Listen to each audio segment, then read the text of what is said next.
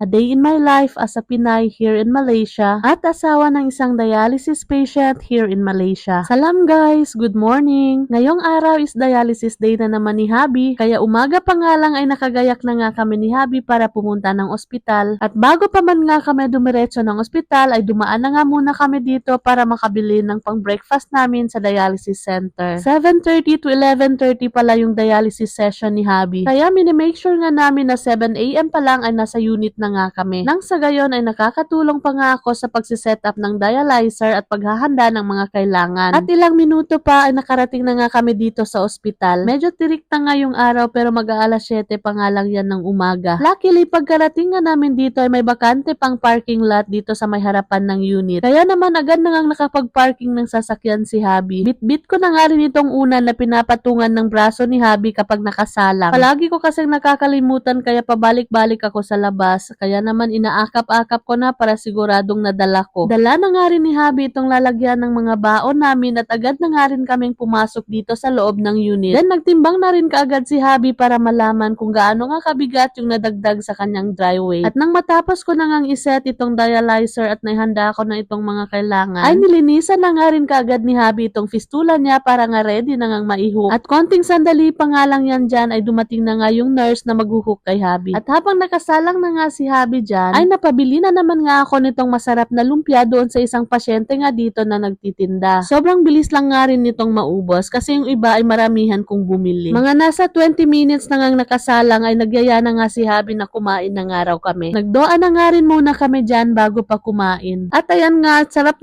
nga kami guys sa mitolor namin. Kahit nga palaging yan yung binibili namin kapag dialysis day ay hindi kami nagsasawa. Nauna na nga rin akong matapos kumain dyan kay Habi. At ilang minuto pa nga ay nakatulog na nga rin si Habi kaya kinumutan ko na nga siya dahil sobrang lamig dito. Then bigla na nga lang may nag-abot sa akin ng plastic na may laman na pagkain. In-order nga daw pala ito ni Habi at ni-request niya nga na i-deliver daw yung malapit na matapos yung session niya. At habang tulog pa nga si Habi dyan ay nagutom nga itong tagabantay niya. Kaya naman for the kain muna ang inyong lingkod. At nang matapos na nga yung dialysis session ni Habi ay tinanong ko nga siya about dito sa pagkain na dineliver kanina. At ang sabi niya naman ay eto nga daw yung pang lunch namin today. Para nga niya pagkarating ng bahay ay hindi na raw ako mapapagod na magluto. Ang sweet naman yan pero wag lang sanang araw-arawin, okay? Dahil magtatampo na ako niyan kapag hindi yung luto ko yung kinakain. At pagkarating nga ng bahay ay agad ko na nga rin inihanda itong chicken rice na binili ni Habi. At of course, before pa nga kami kumain ay nagdoa na nga muna kami para magpasalamat sa biyayang nasa harapan namin. Sabi nga ni Habi ay gusto niya raw ipatikim sa akin itong masarap na chicken rice na natikman niya. At pagbukas ko nga dyan ay amoy pa nga lang ay sobrang sarap na. Kaya binuksan ko na nga rin kaagad itong gravy niya at hinalo na nga dito sa manok. Pagkatapos ay nilagyan ko na rin itong chili blend para mas sumarap. At yung natirang chili blend nga ay nilagay ko na nga rin dito sa kabilang tapaw ko. Para ka ako isasawsaw ko pa dito yung manok para purong-puro nga yung anghang. At tama nga talaga si Habi, pagkatikim ko nga ay not bad nga yung lasa niya. Kaya pala gustong-gusto niyang ipatikim sa akin. Tamang-tama nga rin ang pagbili ni Habi ng pagkain ngayon. Dahil bigla ngang nag-chat yung admin ng opisina ni Habi at nire-request nga nila kung pwede nga raw si Habi pumasok ng mas maaga. Dahil may emergency nga raw na trabaho sa labas at wala ngang tatao sa opisina nila. At tinanong na rin ako ni Habi kung gusto ko nga raw sumama sa kanya. At sabi ko naman ay hindi na nga muna dahil marami pa nga akong nakatambak na vlog at magbo-voice over pa nga ako. At nang kinahapunan naman ay pinabili ko ulit si Habi nitong sweet leaf. Sobrang nasarapan kasi kami pareho nung nagluto ako nito nung nakaraang araw. Kaya naman naisipan kong magluto nga ulit nito. Pero this time ay hahaluan ko ng dilis para mas masarap. Pagkatapos ko ngang himayin ay hinugasan ko na nga ng may kaunting asin para malinis ng mabuti. Inihanda ko na rin itong mga kakailanganin kong sangkap. At ito namang dilis ay hinugasan ko na nga muna sa mainit na tubig para maalis yung mga dumi. Dinikdik ko na rin itong bawang, sibuyas at sili. Pagkatapos ay inihalo ko na dito itong dilis na nahugasan ko na sa mainit na tubig. Dinikdik ko na nga dyan hanggang sa madurog ng husto. At nang naging ganito na nga ang texture niya ay pwede na nga ito. Sunod naman ay nag-crack na nga ako dyan ng 3